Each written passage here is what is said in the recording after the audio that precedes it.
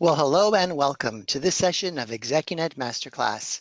I'm your host, Tony Vlahos, and my guest this hour is acclaimed executive assimilation expert, Ms. Emily Burmis. Effective new leader assimilation is a critical part of an organization's overall success and your individual career success. Today, you'll learn how to avoid the most common mistakes and what it takes to design your own assimilation strategy. Emily will also share real-world advice from senior executives who've assimilated thoughtfully and successfully. Really important stuff and part of our commitment here at ExecuNet to connect you with trusted advisors like Emily who can help you create transformative results in your career, your work, and life. So let's begin at the beginning with a few housekeeping things that will make your experience today all the more enjoyable and valuable. First, by now you should have received the PowerPoint deck for today's session. Many of you are nodding. Yes, I can tell. That's great. If you're sure you have not, fear not. You can get the slides in PDF directly from the screen in front of you. Look under the handout section on your right. And if you have any trouble, of course, chat to us and my amazing colleague Kim will help you out. Second, don't be shy. If you'd like to ask Emily questions, and I certainly encourage you to do that, you can chat those in and I'll do my best to relay as many as possible to her before the end of the session. Lastly, very important, please complete your evaluation before you go. Our session leader values your feedback and we do too. It really does help us serve you better. Well, I am really excited to bring on my guest today. Emily Burmis is the CEO and principal of Emily Burmis and Associates. Over her more than 15 years of experience, she's helped hundreds of executives from Fortune 100 companies to industry shifting startups successfully assimilate into new roles, create strong teams, and develop thriving cultures. Emily has been featured in Fast Company and HR Leader, and you can find her on the web at Emily Burmis and Associates, and of course on LinkedIn. With that, welcome Emily to the ExecuNet stage. They are all yours. Okay, wonderful. Well, Tony, first of all, thank you so much. I think you know I'm a big fan of Masterclass and a frequent listener, so it's a treat for me to be on this call sharing what, out of everything that we do, what I am most passionate about, which is executive assimilation strategy.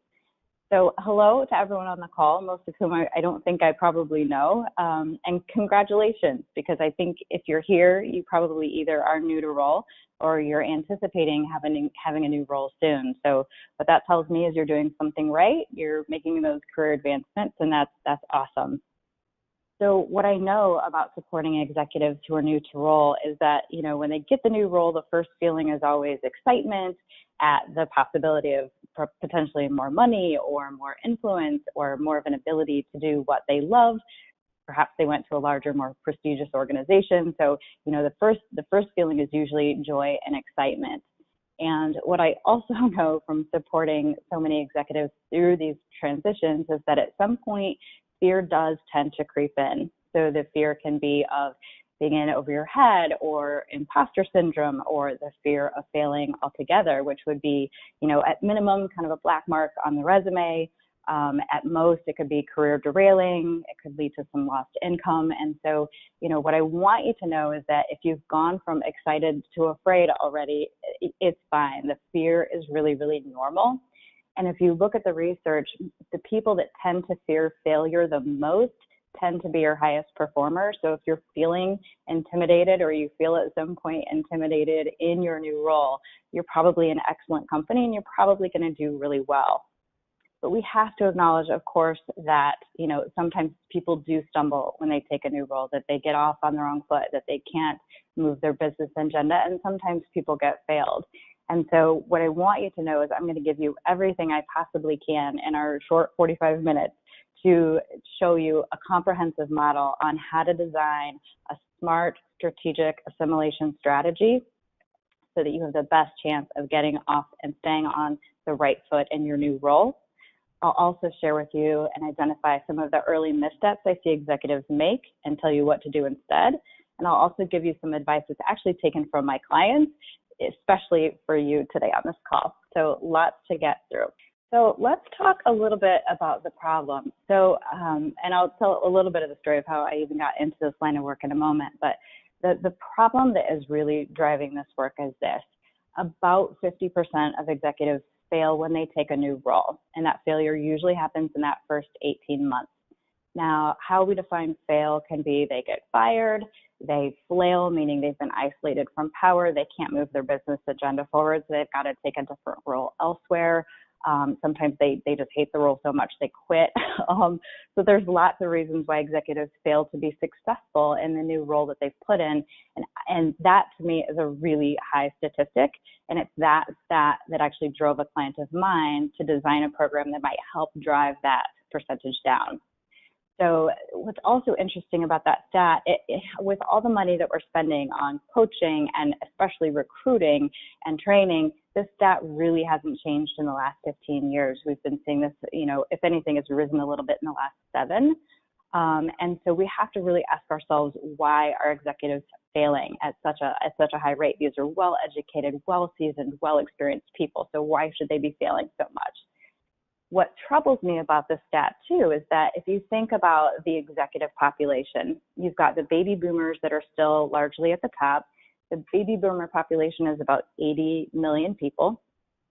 So you have all those executives retiring very, very quickly. They have been, they will continue to for the next 10 or 15 years. And the generation behind the baby boomers are Gen X, often overlooked.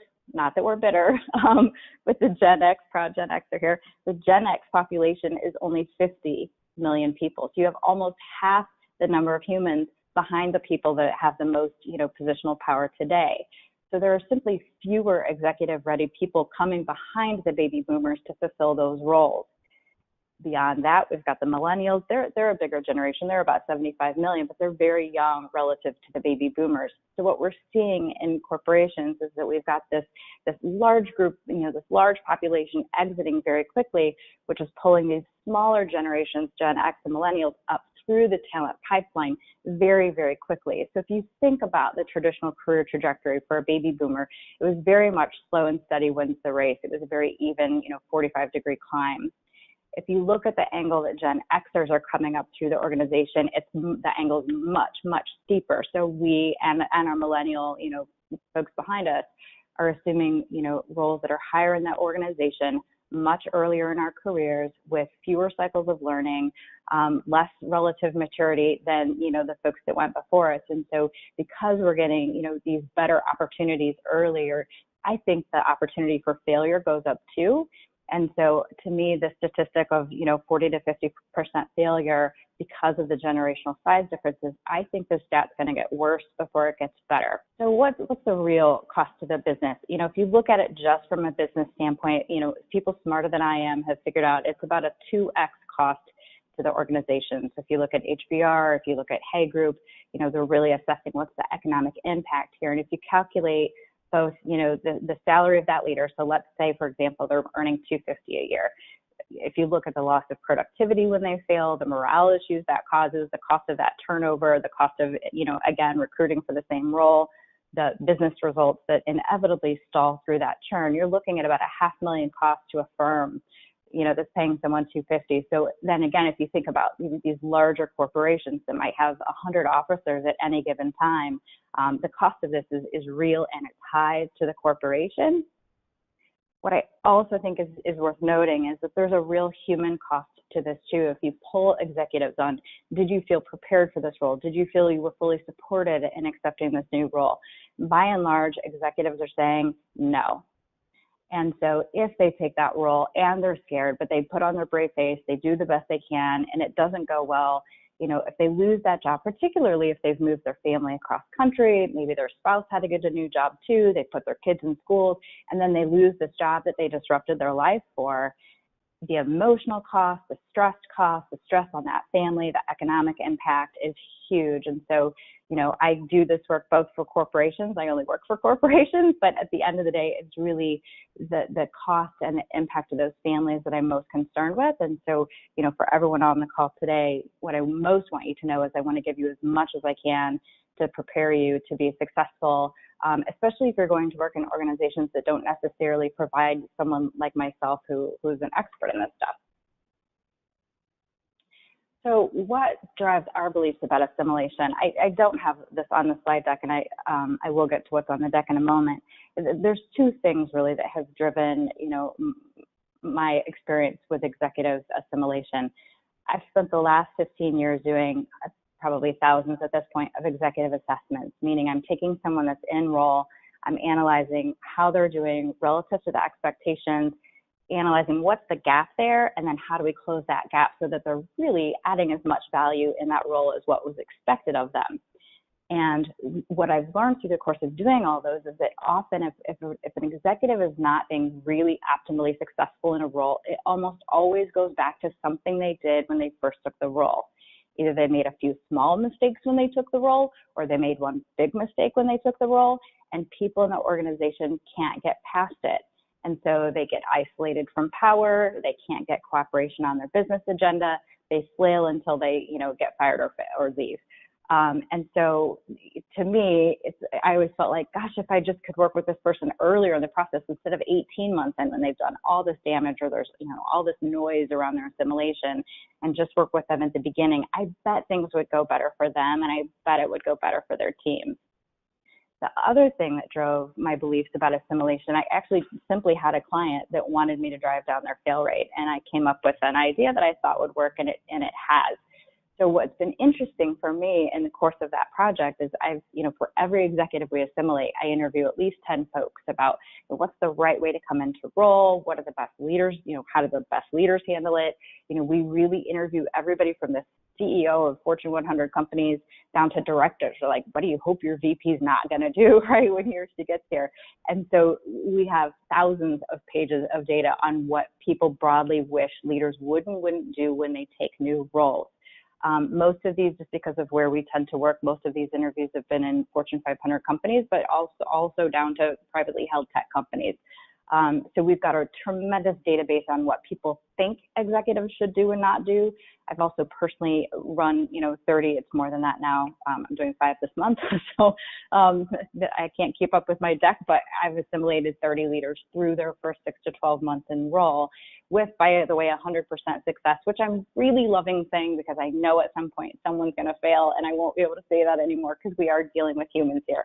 But so far, everyone's been successful. So because I've learned so much, and we are a pretty small firm, I really want to be able to disseminate as much as I can about what I've learned about what works and what doesn't with as many people as possible, because I know most of you will not get an Emily when you take your new role. So what I will share with you on the call today is really our complete framework for how we design, what the variables are that go into designing our assimilation strategies. I'll actually walk you through a case study of one person that went through it so you can see how the variables start to play together. I'll give you tips taken from the trenches. I'll share some mistakes people usually make that I don't want you to. And then I know we'll take about 15, 20 minutes at the end for your questions. So be sending those to Tony and he will get them to me. So at the highest level, our framework is really about assessing what I call the 3 masters. Those are the 3 sort of stakeholder groups you need to keep happy as you're taking a new role. One master is the culture, right? What's the overall culture in the organization that you're joining? Charter is what is essentially what you've been charged with. And if you think you know when you take the job, I promise you, you don't, but I'll teach you how to figure it out. And then obviously you've got a team you've inherited and they've got needs as well. And so the tricky part, and this is why I think so many executives get it wrong, is that what the culture is asking, what the charter is asking, and what your team is asking for will not always be in alignment, meaning you've got to figure out a way to balance and make trade-offs in a strategic way. So we'll start by talking a little bit about culture. I know it's something that everyone on the call is familiar with, but I'll give you maybe a different way to look at it. So I think of culture broadly as the way it feels to work someplace, right? You walk into an organization, people might be happy, they might be screaming. I've been in organizations where, aggressive conflict was like, golf clapping. And I've been in organizations where, if someone threw a chair, you really shouldn't bat an eye. So cultures obviously vary wildly. And I think of culture too as the way leaders are expected to lead. So if you're new to an organization, the fastest way to figure out what's the culture like is to look at the leaders above you. They are setting the example for the behaviors that get rewarded and the behaviors that tend to get you promoted. So those are likely behaviors that, that the organization appreciates. So this is not an exhaustive list of variables, but you want to start getting a sense for where on the continuum do you see your leaders behaving? Do they seem to be cooperative? Do they spend a lot of time developing shared objectives, supporting each other, getting buy-in? Or do you see leaders that are highly competitive, that are aggressive, that are cutthroat? They might, throw each other under the bus just to get ahead. I mean, you see that full span in corporations, and you need to figure out where your organization is. Similarly, in some organizations, they value leaders that are very humble. In some organizations, you have to be much more self-promoting in order to get ahead. Some corporations are very traditional, meaning they're established. There's significant hierarchy. Those tend to be a little slower to change. You've got smaller, more innovative, like tech startups that do a little work in artificial intelligence. That's completely different. Things move very quickly there, and they're much more prone to failing quickly. You've got organizations where people tend to be sort of passive and go with the flow. You've got some where the folks tend to be much more aggressive. You've got organizations that value people, organizations that value results only and really don't care what you do to the people to get the results. You've got organizations that are transparent and those that are secretive. So again, this is not an exhaustive list of dynamics that you should be watching for, but the point is you want to be paying attention to what the culture is. How do the best leaders seem to behave so that you have a sense of what you should and perhaps should not do? I will tell you, one of the most common reasons an executive fails is that they come in from a culture, let's say they were in a very sort of aggressive culture, and then they come into this culture where they really value harmony and cooperation and humility and maybe servant leadership. So if you take a person that comes from that big aggressive company and you drop them into an organization that values harmony, they're going to shoot themselves in the foot so fast, because the minute they act like the company they came from in the new organization, they're going to do what I call organ rejection, right? So if you get a heart transplant, your body says, we can't stand that heart. We will not let this heart do its job. Your body will kill the heart, right? Or keep it from working.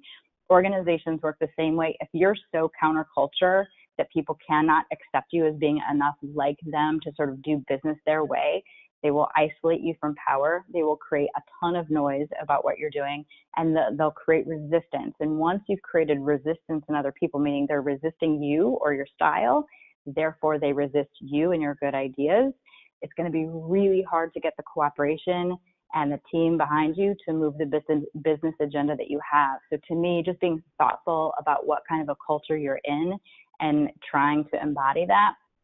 And this, by the way, is where it gets really important. If you're still job looking or job searching, do as much due diligence on culture as you can, because I don't believe executives can be happy in cultures that are too counterculture to who they are as a human. So you've got to be able to go to work every day, with a sense of integrity, with a sense that you can be yourself. You want to watch the culture and just try not to make a big cultural mistake or a bunch of small cultural mistakes. But at the end of the day, you have to be you. So it's really important when you're taking that next big role to make sure you're going into a function or an organization where you can be as much like yourself as possible. So fitting into culture. All right, this is going to look a little bit like algebra, and I do apologize for that, but it was the quickest way I felt I could communicate some ideas. So when I think about the charter is never just what HR or your manager tells you it is. It's usually more comprehensive than that. Charter is really, to me, the quantity and pace that your organization wants from you, meaning how much change do you create and how fast do they want you to create it. And you have to assess that by talking with multiple stakeholders. So I'm a big proponent. I won't go into the granular level of detail of like what to ask whom, although I've got some really good publications on my website. If you go check them out, it'll actually give you more scripting type things. But you really need to be asking as many people as possible what they want from your function, what their expectations are. To me, an executive should be asking a lot of questions in those early days. And here's one of the things you want to assess. So if you look on the left axis, you've got change, the quantity of change. If you go up the x-axis, it's a lot of change. If you go down the left axis, it's a little bit of change. On the y-axis, you've got time. So on the left-hand side, you don't have a lot of time. On the right-hand side of the axis, you've got a lot of time. And you need to be able to plot through the use of excellent questions where you think the expectations are. So let me walk you through them. If you take, for example, on the upper left-hand quadrant, you've got a turnaround role, meaning they expect you to execute a great deal of change, and they are not giving you very much time to do that. You might be looking at 9 to 15 months. So that's significant change in a short amount of time. If you look at the bottom left-hand quadrant, you've got more of a development role. So in that case, you're not expected to execute much change, and they also don't expect this to be like a lifelong assignment for you. You're there for a period of time. There might be things they want from you while you're in that role. Often it's they need to plug a hole. They just need someone in the role to keep it steady and you're available. They might put you in that role to diversify your skill set, meaning you're an operations person and they give you a stint in marketing to just make you a more well-rounded leader. So they don't really want you to change the function. Marketing's perfect. Just get in the role and develop your acumen, but don't change much, right? The mistake is if someone came from a company where their last role, they did do a turnaround and they think, well, this new company must want me to do a turnaround, and they come into a development role and they try and do a turnaround, and you create nothing but noise because you're breaking or changing the thing that they love. So again, it's pacing what is your charter so that you can adapt to that versus just coming in and doing whatever you did in your last role. Go to the lower right-hand quadrant. To me, this is a maintenance role. They don't want very much change, but you are going to be in that role for some time, and so you're going to want to adopt more of a continuous improvement mindset. So you might be pushing for more innovation, pushing for faster failure, those kinds of things, but they don't want a tremendous amount of upheaval in that function. In the upper right-hand quadrant, you've got a significant directional change. So they're asking you to change something really big, but they're giving you a long time horizon. To me, this is a culture change assignment, a radical departure in strategy, those kinds of things, but you don't need to have your hair on fire because you've got a few years to execute on that. Now, most of you are going to end up in balanced roles where you're going to be expected to affect some change, and you've got probably, hopefully, an appropriate amount of time to do that.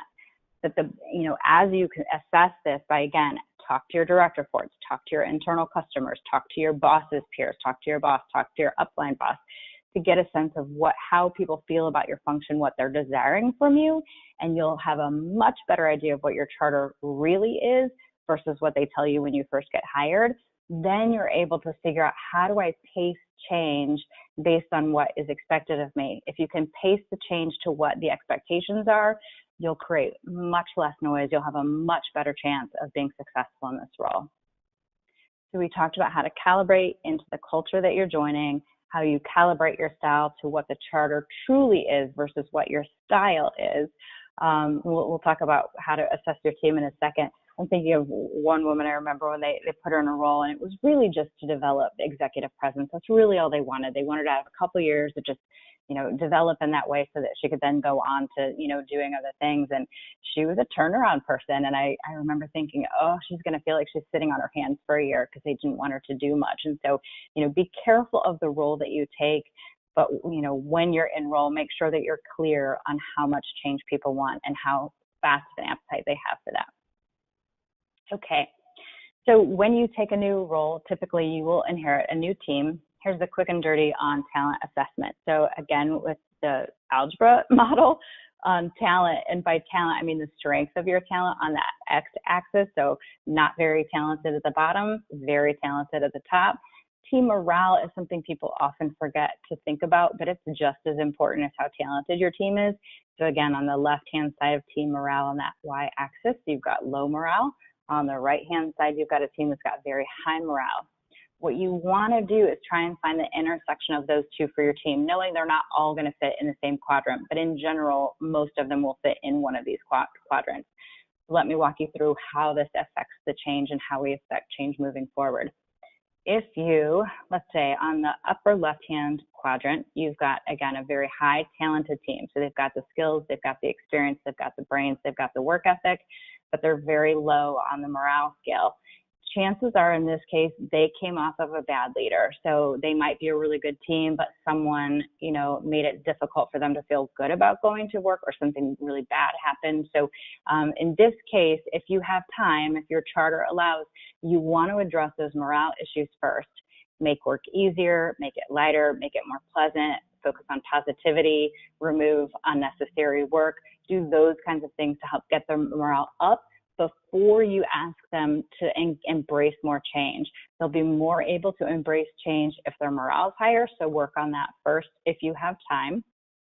If you're very unlucky and you inherit a team in the bottom left-hand quadrant, they're low on talent, so they're not smart, they're not hardworking, they're not experienced, whatever, and their morale is low, this is the moment where you'll want to do your most importing and exporting of talent. So repurpose, rehome, reassign the talent that you can, develop the people that you think you can, export talent that you can't do anything with, and import strong, fresh talent so that you've got the bandwidth and the capacity to start moving an agenda.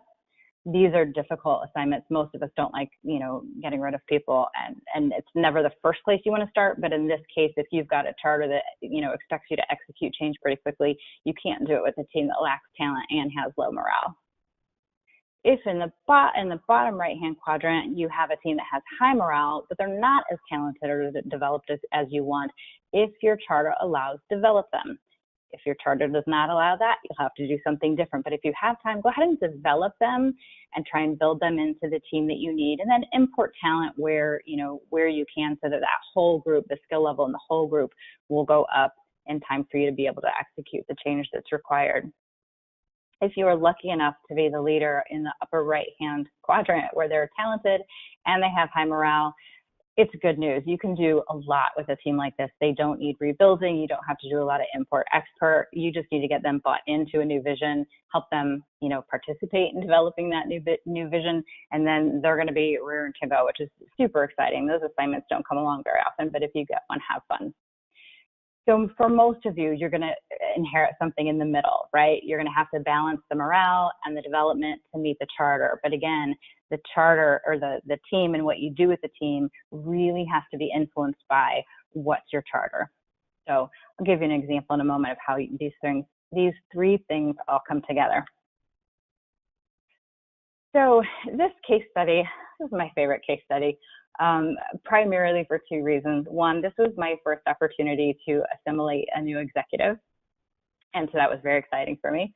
And it's also my favorite case study because it was the most difficult strategy that we had to develop. So I'll walk you through sort of what his charter was and how he handled that and what the results were. But this was, Fortune 500 financial services, and this was a first-time VP. So we'll call him Roy. And a little bit about Roy. Roy was a very smart guy. So Harvard MBA. I think he spent some time at McKinsey. So he was a hard-charging, smart, extremely high potential guy. So he was a treat. And most of why this worked out okay at the end was because he was a really bright guy.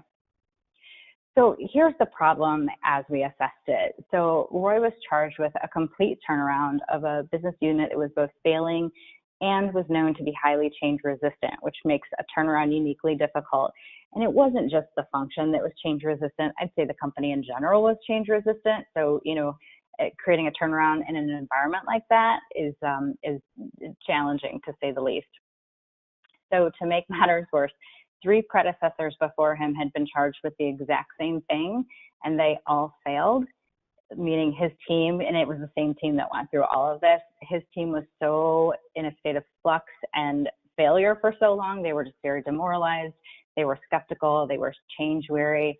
I would hear things, so I do all the upfront interviewing, when I'm doing the assimilation, and I would hear things like, look, I can't get behind one more hotshot's good ideas, I'm done. And so, it was a difficult group to imagine completing a turnaround with, to say the least. And obviously we're hired to help him figure all this out. So let me walk you through the things I just told you need to assess. So this organization definitely valued cooperation. Cooperation is a slower way of getting business results than going out on your own.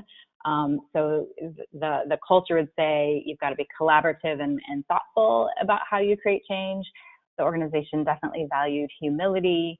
They were fairly traditional. I don't really have a sense if they were passive or aggressive. I think it happened sort of in pockets, but they were very results oriented. They're very customer oriented. I would say that the customer drove everything. And I would say they were sort of a normal level of hierarchical.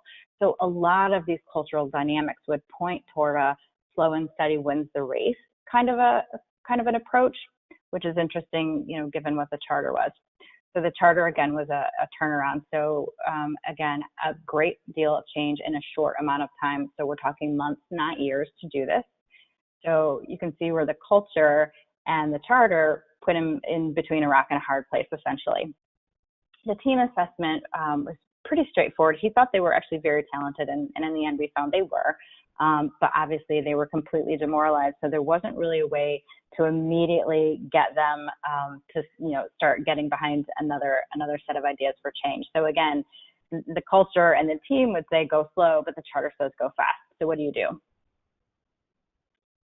Being the smart guy that he is, this is what we came up with. We decided that because the team was so strong, we didn't really want to lose the organizational knowledge, the historical knowledge, the subject matter expertise. He thought they were, really strong people and deserved to be given a chance to succeed in the new organization. And so he did promote the folks he thought were the most talented. He did import some outside talent to just drive kind of an improvement in thinking.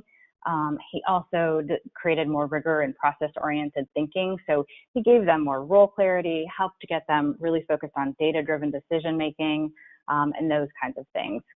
He also helped them stay true to priorities, which meant every decision sort of went through the lens of just keep the focus on the customer, what's the customer impact, so that they were just more focused in how they made decisions. So he made things clearer for them. I think that's what these last two bullet points indicate. It makes it clearer. By making our jobs clearer, that helps with morale, right? It's the lack of clarity, it's the ambiguity that drags people down. So given that he had three predecessors that failed, obviously there was some relationship repair that needed to happen. This particular function had field and marketing teams that they were highly interdependent with, and those relationships had become quite strained. And what I hope you know, and if you don't know, please know, if you are a VP, the most important thing you can do is build strong relationships with your peers, because to the extent that you're aligned with your peers is the extent to which your direct reports can more easily work cross-functionally. So if you can't get alignment with your peers, you're driving all that dysfunction down to your directs, and him building these relationships is part of what made their jobs easier too, because all of a sudden, now we can collaborate with our counterparts. He also, again, along the lines of morale, he helped them get laser focused. If you can imagine, when he took the role, there were 70 open initiatives, and that was way too many for his team. So he said, forget about these 30. We're just going to focus on these 40. So he immediately took work off of this team that was so heavily burdened, and that too, I think, helped with morale and focus. He did do a reorg, and he filled critical roles quickly with really talented people. That just helped to, by promoting the strong people, empowering the strong people, making morale better for the strong people, and then augmenting with imported talent, he was able to create a really rock star team. So we thought by going slow, because again, the charter would say go fast. Fast would say fire everybody, bring in new talent, and go. We knew it was a risk to take the time to develop the morale on the team, but we thought it was worth it. What he wanted, he thought, I'd rather take the heat from my boss and delay their expectations a little bit than fire all these talented people because they're burned out. So he knew it was a risk he was willing to take, and that's the whole point of why we look at all these different data points and how you push and pull to create a strategy that you think will work. And for him, it did work. Taking that extra time to build the morale, make life easier for his team, enabled them to really generate the results. This was the same team that failed 3 times in a row. So the thoughtful team assessment, I think, is pretty important. So team morale did improve. They did deliver unexpected business results in less time than was expected, which surprised us both because we thought we were going the slow route, but it ended up working so well. They still exceeded expectations. He ended up really confident in this role, and he ended up having a blast in this business. But I can't say the first months were a cakewalk. The function went from a turnaround function to a JD Power and Associates second place awardee in 2017. That was sort of the, I had long since, stopped working with him at this point, but obviously I keep track of their careers and where they go. And this was just the best possible outcome. So, yep. Okay. So now that you have a framework, and I get it's a ton to digest, but now that you've got a basic framework for how to keep an eye on the culture, how to thoughtfully assess your charter really, and how to assess your team, and how those 3 big variables all have to be warped into one hopefully thoughtful, strategic assimilation. I'll walk you through some early missteps and talk about what to do instead. And again, this is based on the missteps I've seen doing executive assessments and the ones that clients are tempted to make as I'm working with them through their assimilation. So the 100-day plan, I would love for this concept to go away. I do still use the language, but the concept to me has executives rely too much on a plan that they create before they're really even in role, let alone like oriented and assimilated and having done a thoughtful assessment. So to me, if there's a 100-day plan, it's ask a lot of questions. That's it. So you have, unless it's a turnaround, and even then I think people have more time than they think, you probably have more time to learn and orient yourself in your role than you think you do. I think executives think on day one they've got to start making decisions and changes, and it absolutely creates noise and chaos. So the better thing to do if you're new to a function is just spend more time learning. If you bring in an idea, even if it's good, before people have a sense that you have the lay of the land, the history, the context, the relationships, a full understanding of why and how things are the way they are, any new idea, even a brilliant one, is going to sound dumb because it lacks context. It's not grounded in history. It may not fit the culture. They might have tried the same thing 6 months ago, but you weren't there to know it. So the more you can just spend time with people and learn and ask questions, and until I think about 90 days, then if you start to develop a point of view and sharing that point of view, people will be more accepting of it because they know that you've taken time to get to know them, to understand the function, and therefore some external ideas are going to be more acceptable versus, hey, I'm the smart guy they just hired. I'm here to tell you, why everything you're doing is wrong, and there's a much better way. I mean, the hackles go up. People are like, he doesn't know what he's talking about. So the more you can really take time to do your due diligence, the more credibility you will build with the relation or with the information you do want to bring in. So take that time, assuming you have it. Usually you do. Traditional 100-day plan. Overcompensating. This one's interesting. So I love studying its fear and the ego. I think it's fascinating stuff, and this is where this kind of fits into this part of my job. So when you're in a new role, you're going to be afraid for at least 6 months, if not 9. I will say after 6 to 9, the fear diminishes significantly. So just know it won't last forever. But when people are afraid or intimidated, or they feel like they've got to prove themselves, most people overcompensate. So if you find you're in a new role, you're in a little over your head, the temptation is to overcompensate by, let me talk about my last role and all the amazing things I did for them. Let me name drop all the people that I've worked with in my past, or, use the biggest words of anybody in the room, so no one can understand you, trying to prove how smart you are. So there's ways that fear and our egos, when we're feeling insecure, will make us behave in ways that people find sort of repugnant. So do what you can to just keep your fear and your ego in check, trust that you deserve to be there, and let your intelligence and thoughtfulness come out in asking powerful questions that yield meaningful conversations, being the person that has all the solutions, and you will go over much better in your new organization. So this is where, so point one, you might be there to drive an agenda, but you might not. Most people, most of the time, assume, well, they put me in the role and they want me to push my agenda.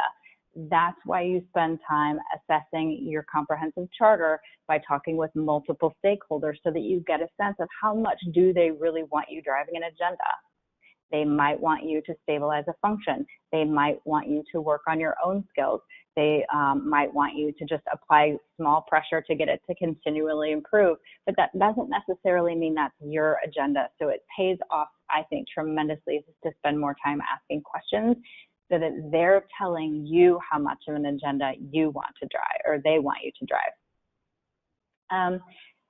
Some execs, and I don't know where this comes from, I don't like it. Some execs think you have more power if you keep your direct reports guessing. And by guessing, I mean off balance. Don't do this. So some execs come in and they're cagey about their style, their expectations, what they think, what they're learning about what they're seeing. And it really brings out the worst in your direct report. So when we do assimilation, one piece of it is actually a new leader assimilation, where we just have a conversation for literally 4 hours between the leader and their team to talk about what's this leader's style, what's this leader's hot buttons, How do you get on our good side? How do you stay off his bad side? What are their hobbies? What are their thoughts on the function so far, right?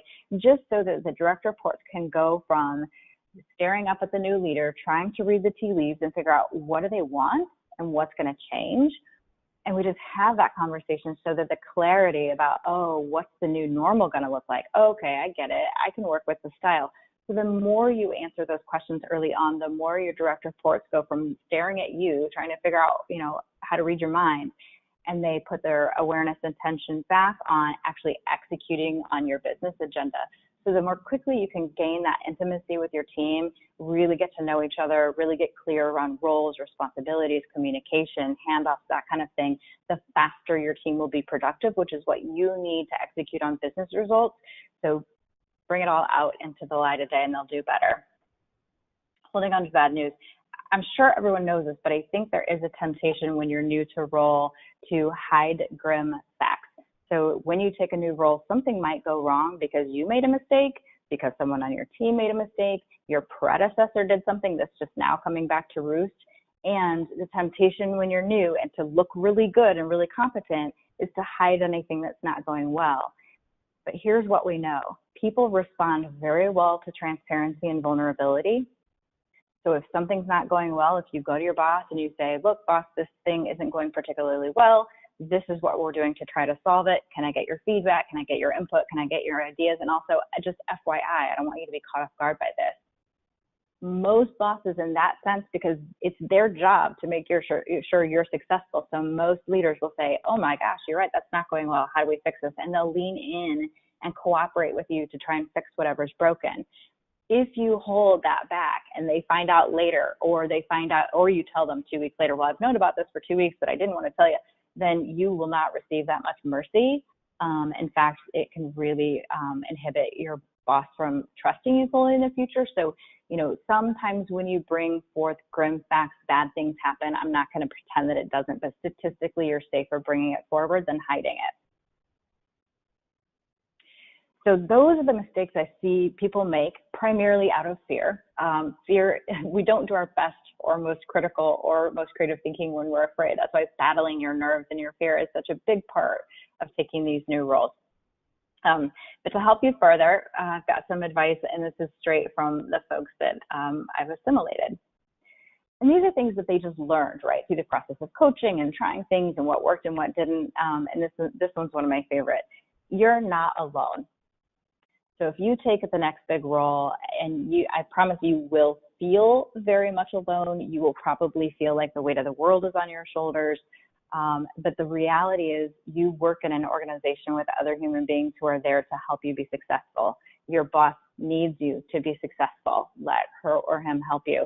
Your peers are there to help you be successful. Put a lot of energy into helping them be successful, building shared objectives with them. They will likely reciprocate.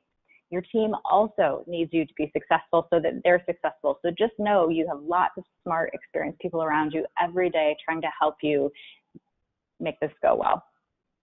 Number two, they got the hire right, probably. Here's what I think. I'm at the mercy of who the organization hires for every one of these assignments. And that for me is my biggest vulnerability because they don't always get the hire right.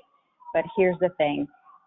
I would rather take someone that is not a great fit for the role, say they're like 75% of the way there. I would bet more money on that person that has an excellent assimilation strategy than the person that's a 95% fit, but they don't understand this stuff, because I know statistically they're more likely to make a mistake that will cost them. So even if you're not sure they got the hire right by putting you in the role, create a really strategic assimilation strategy, you'll still likely be very successful. So don't worry about it. Number three, we already talked about, so I'll just light touch on this. Fear and ego will really want to overreact and overcompensate. We've all been around people that are overcompensating by the size of their house and what they drive and the college their kids go to and name dropping and all this. No one likes it. Just be real. Let the fear go. Develop authentic relationships and carry on. The fear will subside on its own. You don't need to overcompensate to make it go away. Number four, being a decent human being. This is my favorite part of my whole presentation, actually. Being a decent human being is, to me, now a critical competence, so be one. For two reasons. One, technology makes it too easy now for people to know if you're a terrible boss or a terrible person. it's too hard to hide. We've got Glassdoor, we've got all these technologies, we've got, Pulse employee surveys. If you're not a good person and treat other people reasonably well, people will find out about it. And here's where it hurts you. They won't want to come work for you.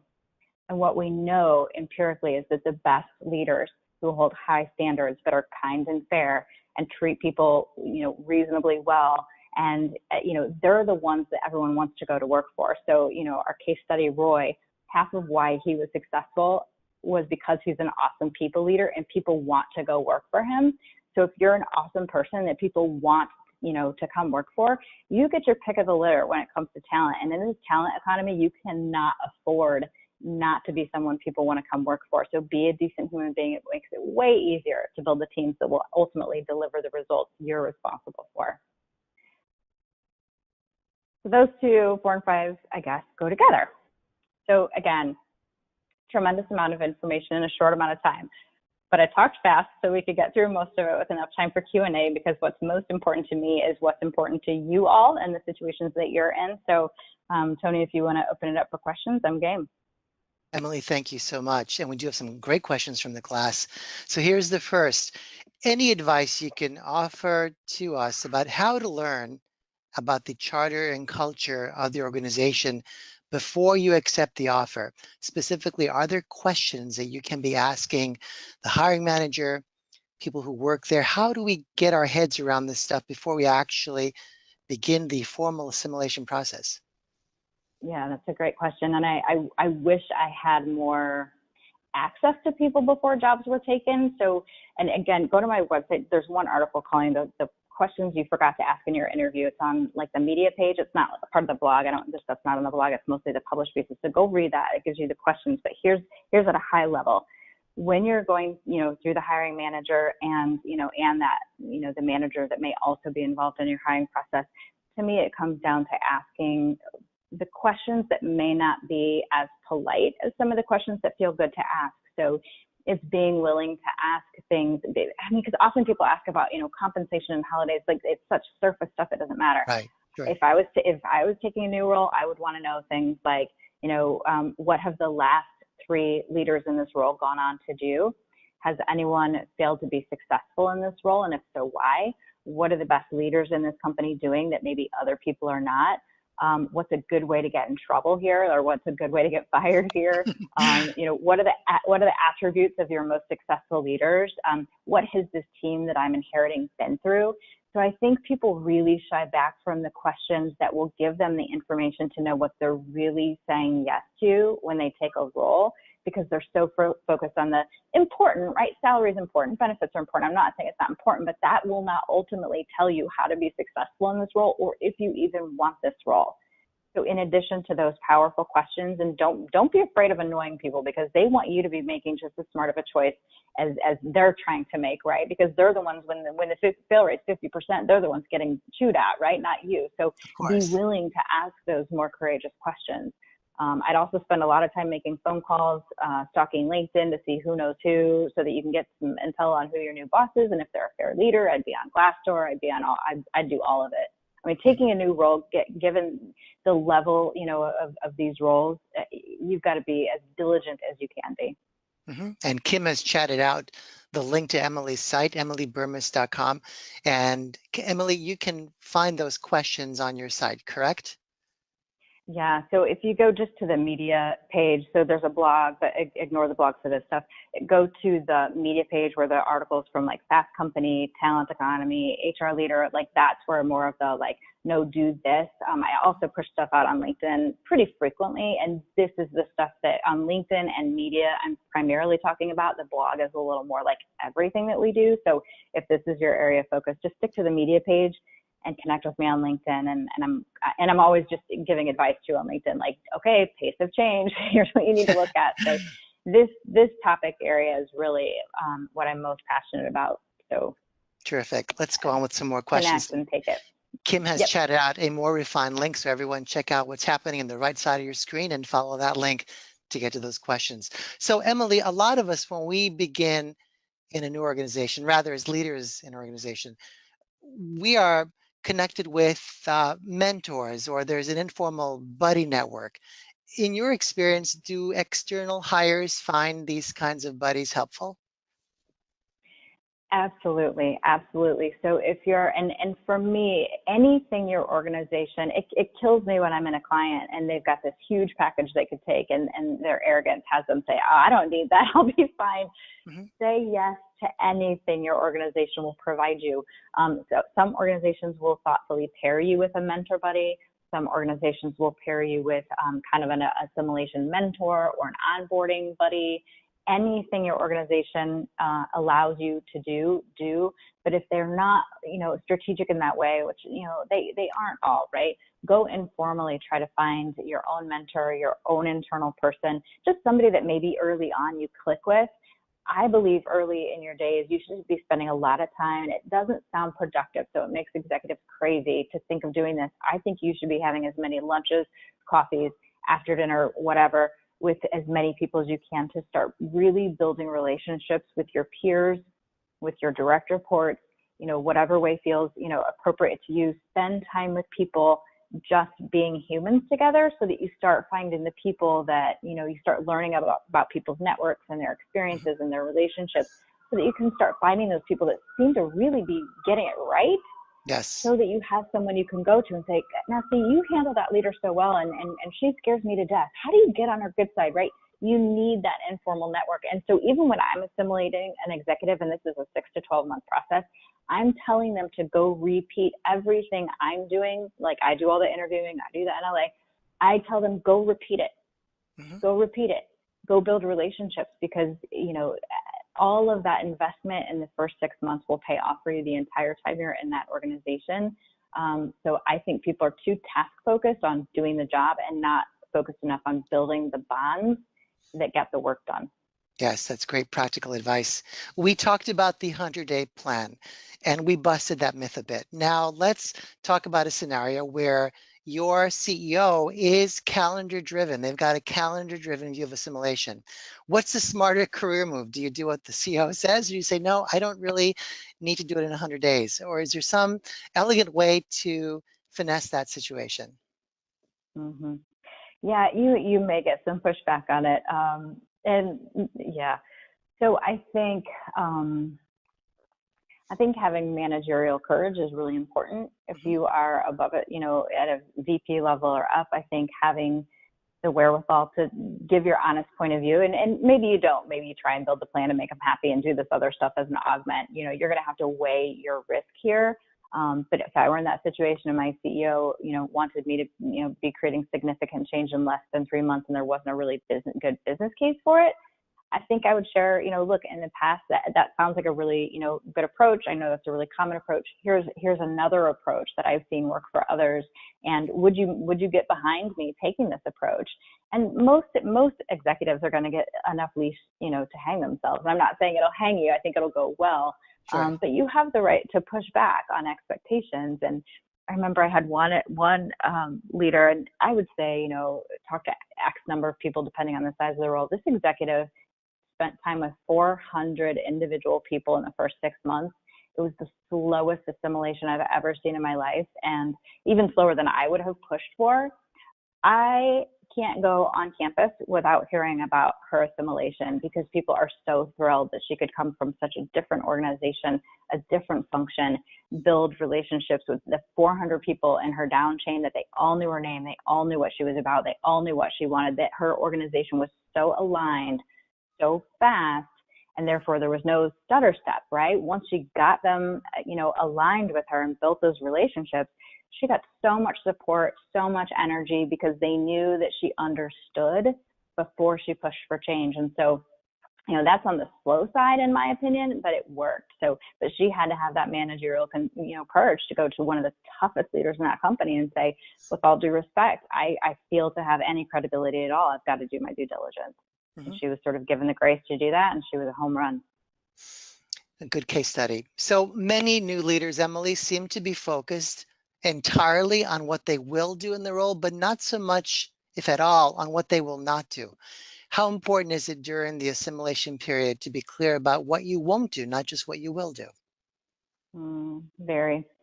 So I think that's sort of the beauty in the multiple stakeholder reach outs, right? So if you've asked the boss and your internal partners and your peers and your directs, what you're looking for there is what are the major things? What are the things people agree on? Because inevitably you're going to come in, and I've never done a new leader assimilation where the existing team was like, hey, we're amazing. They should know how hardworking we are, right? So your direct reports might be saying, hey, we need more air cover. Here's all the things we need, and all that's valid.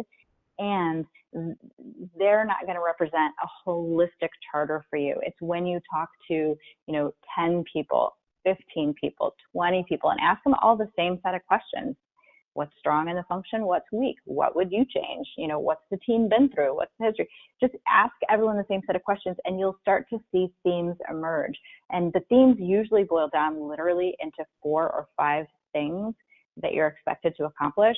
So that helps you to take those one-off requests and, hey, I want this and I think you should that. And you might be tempted to say yes to everyone when you're new, right? But if you've done your due diligence in that thorough, comprehensive way, it gives you the confidence to go, okay, I know that's a request from you, but no one else was talking about that. So I think that's something I'm going to have to say no for now to. Right, of course. So stepping off those 2 very powerful slides in the deck around charter and culture, Emily, when you think about industry-specific assimilation, does it vary much from industry to industry? Are there certain industries where it generally takes longer to do certain things and others where the process is faster? Yeah, the assimilation, that's a great question. I would say it has more to do with kind of the nature of the business. Mm-hmm. So there are businesses where, the larger it is, the more institutional sort of structure there is, the more time you've got to rely on that to do a thoughtful assessment. And some organizations, say like a startup environment where it's very small, very scrappy, you are going to be expected to assimilate more quickly.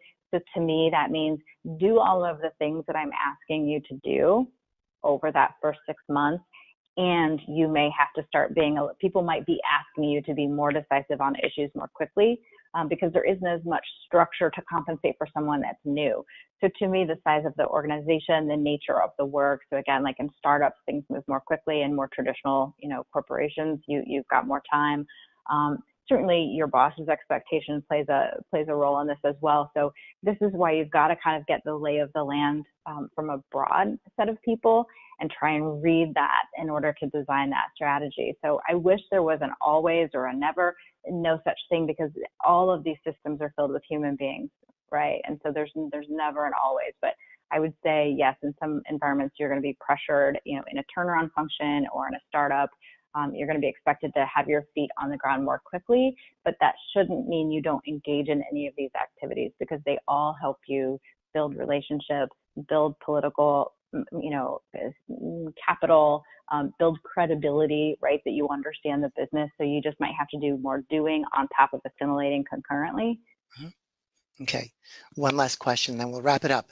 What is the one thing, if you could pick one thing, that a new executive can do to gain the trust of subordinates and colleagues as quickly as possible?